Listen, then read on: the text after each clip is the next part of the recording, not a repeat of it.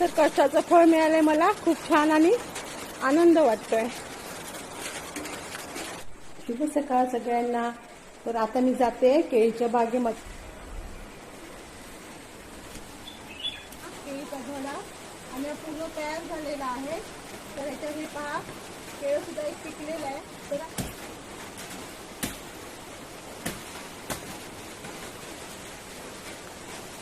तर बघू शकता केळीचा घड, कोकणातलं स्वर्गसुख हे असं असतं। या केळीची आपण सालं काढून घेऊया।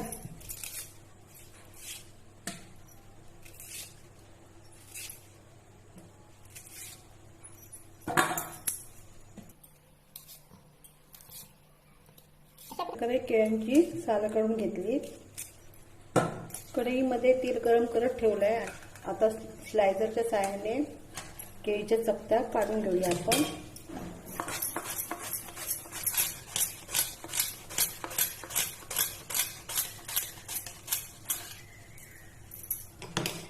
आता केळीच्या ह्या चकत्या आपण तळून घेऊया।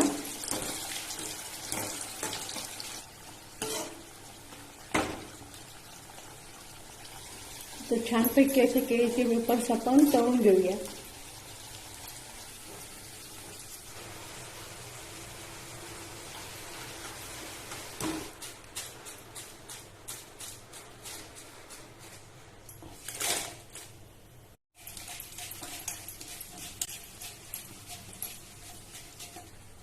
तो सगळे वेफर्स मी तळून घेतलेत। कढई गरम आहे, तर चवीनुसार मीठ टाकून घेऊया, लाल तिखट, हिंग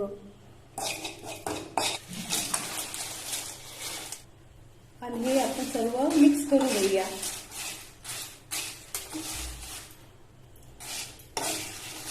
तर केळीचे मसाला वेफर्स खायला तयार झाले।